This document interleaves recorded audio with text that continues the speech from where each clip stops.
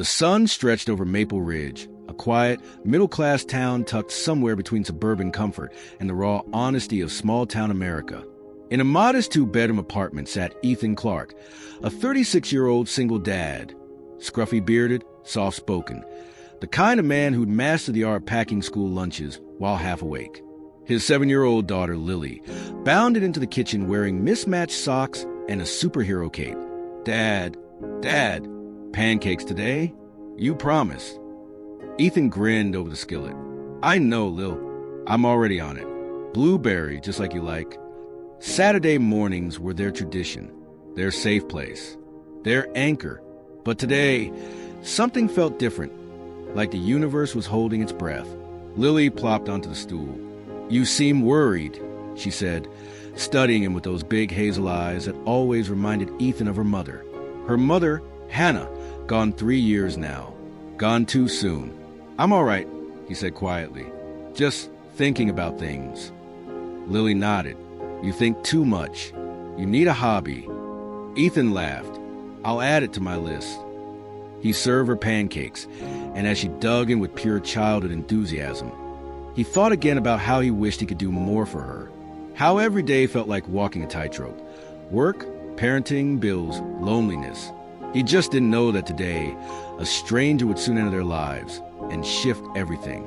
Later that afternoon, Ethan and Lily stopped at Barker's Market, the local grocery store where everyone knew everyone. Lily danced ahead between aisles, humming to herself, cape fluttering behind her as they rounded the produce section. Ethan noticed a man kneeling beside a little girl. She had curly brown hair, a faded yellow sundress, and a worn-out doll missing an eye. She looked lost. The man speaking to her, Michael Hayes, was someone Ethan recognized from around town, a quiet guy in his mid-30s, a carpenter with gentle eyes and the steady presence of someone who rebuilt more than just furniture. Michael looked up at Ethan. She's lost, he said softly. Can't find her, Mom. The little girl clutched her doll tighter. My mom said she'd be right back, but she didn't come. Her voice trembled. Ethan crouched down. Hey, sweetheart, you got a name? Emma. Lily stepped forward, cape dragging. Hi, Emma. I'm Lily. Want to sit with us till your mom comes back? Emma hesitated, then nodded. Michael looked grateful but uneasy. The manager's calling security. They're checking cameras. Emma looked up at Ethan, really looked like she was scanning him for something, for safety, for trust. And then she asked a question no one expected. Her little voice cracked as she tugged on Ethan's sleeve. Sir, could you pretend to be my daddy? Just for today? Just so I'm not alone. The entire aisle fell silent. Michael blinked. Lily froze. Ethan felt his heart twist in a way he wasn't prepared for. Sweetheart, Ethan said gently, why do you feel like you need that? Emma looked down at her worn shoes. Because kids stare when you're alone, especially if you don't have a daddy. They don't say it, but they look, and I don't want them to look today. Her voice held too much understanding for someone so small. Lily immediately wrapped an arm around her. You can sit with us, she declared. My dad's a good dad. He makes pancakes and finds lost socks and fixes stuff. Emma cracked a tiny smile. Michael let out a slow breath. She's been here a long time. I think her mom might be in trouble or maybe dealing with something hard. Ethan nodded. He didn't pretend to be Emma's father. He didn't lie. He simply sat beside her, letting her lean her head against his arm. You're not alone, Ethan whispered. Not today. Security finally approached. Sir, we checked the tapes. The mother left the store 15 minutes ago. She never came back inside. Emma's chin trembled. She does that sometimes when she's sad. Michael flinched. The single sentence told a story adults recognize instantly. A story of struggle, mental health, maybe neglect, maybe desperation. Ethan stood. Can we take her somewhere safe? A quiet space. Security led them to the small office in the back. It smelled of coffee and printer ink. Familiar, somehow comforting. Ethan knelt in front of Emma again. Sweetheart, is there someone we can call? A grandparent? A neighbor? She shook her head. It's just me and Mommy, she whispered. She tries really hard. Michael swallowed. His voice was gentle. Sometimes grown-ups get overwhelmed, but people can help. Emma leaned into Ethan and whispered again, "How long can you pretend?" His throat tightened. "I'm not pretending," he said softly. "I'm just doing what a good grown-up does."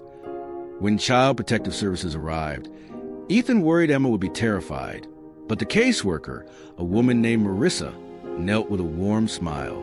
"Emma, sweetheart, we're just here to make sure you're safe. And to help your mom, too. You're not in trouble. You did everything right." Emma looked at Ethan in panic. "Will they take me away?" she whispered. Ethan shook his head. "They'll keep you safe. And they'll find your mom. You're not alone." Michael stepped forward. "And if you need anything, meals, help, whatever, I'm around.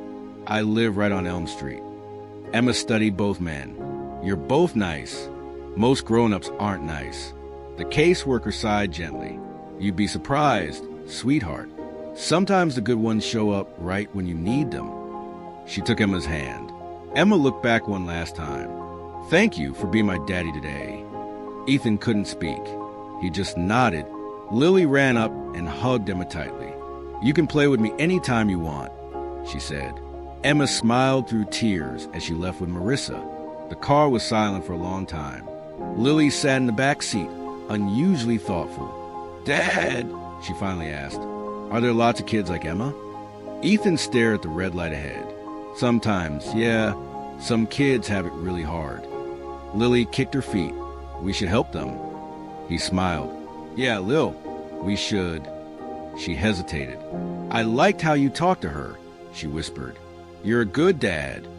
And for the first time in months, Ethan felt something inside him unclench, something heavy and tired. "Thank you, baby." 2 days later, Monday evening, Ethan was making mac and cheese when someone knocked on his door. Standing outside was Marissa, the CPS caseworker, and next to her, holding her doll, was Emma. Ethan's heart stopped. "Hello again," Marissa said. "Emma asked if she could see you, just to say thank you." Emma stepped forward shyly. "My mommy's getting help," she said. "They said she needs rest and talking time with special helpers. So I'm staying with a foster lady for now. Her house smells like cookies." "That's good," Ethan said softly. "I'm glad." Emma swallowed. "And they asked if I had any safe grown-ups I trusted. I said your name." Ethan nearly broke. Michael suddenly appeared from across the hall. He'd clearly seen the CPS car and walked over. Marissa smiled. "Emma said she felt safest when both of you were there. So we thought maybe you'd like to be part of her support plan." Michael blinked. "Me?" Emma nodded shyly. "You were the first one who talked to me." "And Ethan," she continued, turning to him, "you made me feel like I wasn't invisible." Lily appeared behind her dad. "Emma," she squealed, hugging her. Marissa handed Ethan a small form. "You don't have to commit to anything big. Just be part of the village around her. America has a saying, it takes a village. Kids need a whole team." Ethan looked at Emma, then at Lily, then at Michael, who stood there, steady and willing. He took a slow breath. "Yeah," he said, "we can be her village." Emma's little face lit up, and for the first time that day, Ethan realized something. Maybe he needed her just as much as she needed him. Over the next few weeks, a gentle rhythm formed. Ethan would take Lily and Emma to the park on Saturdays. Michael often joined, bringing a lunchbox of fresh sandwiches. They'd help Emma with homework, talk with her foster mom, and sit in on her counseling meetings when invited. Emma flourished. Her smile became less cautious. Her laugh became louder. She began to trust the world again, one small step at a time. One afternoon at the park, Emma tugged on Ethan's shirt. "Can I call you something?" Ethan knelt. "What's that?" "Mr. Ethan, is it okay if I call you my grown-up?" That's what my counselor said. Kids can have more than one grown-up they trust. Ethan felt his eyes sting. "Yeah, sweetheart," he whispered. "You can call me that." Michael placed a hand on Emma's shoulder. "And I'm here too, kiddo. Anytime." Lily beamed proudly. "She's part of our team now." And just like that, a strange little family formed, born not from blood, but from kindness and circumstance. A village, a circle, a soft place for a little girl to land. Months later, Emma's mother returned, sober, healthier, eyes clearer. At a supervised meeting, Emma ran into her arms.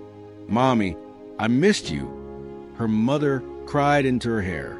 "I'm so sorry, baby. I'm trying. I'm getting better." Ethan and Michael stood nearby, giving them space. Afterward, Emma's mom walked up to them. "You two looked after my daughter when I couldn't. I can never repay you." Ethan shook his head. "That's what communities are for." Michael smiled. "Nobody does life alone." Emma held her doll tightly. She looked up at Ethan. "Even when I go home, you'll still be my grown-ups, right?" Ethan lifted her into a gentle hug. Always. A warm summer evening settled over Maple Ridge. The four of them, Ethan, Lily, Michael, and Emma, sat on Ethan's porch eating popsicles. Cars rolled lazily down the street. Sprinklers clicked rhythmically. The smell of barbecue drifted from somewhere down the block. Simple, ordinary, beautiful. Lily leaned her head on her dad's shoulder. Emma leaned on Ethan's other side. Michael sat beside them, watching with quiet pride. Ethan looked at the three people next to him. His daughter, a little girl who needed safety, and a neighbor who'd stepped up without hesitation. Life wasn't perfect, but it was good. Good in the small, powerful ways that mattered. And in the golden quiet of a summer night, Ethan realized family isn't always something you're born into. Sometimes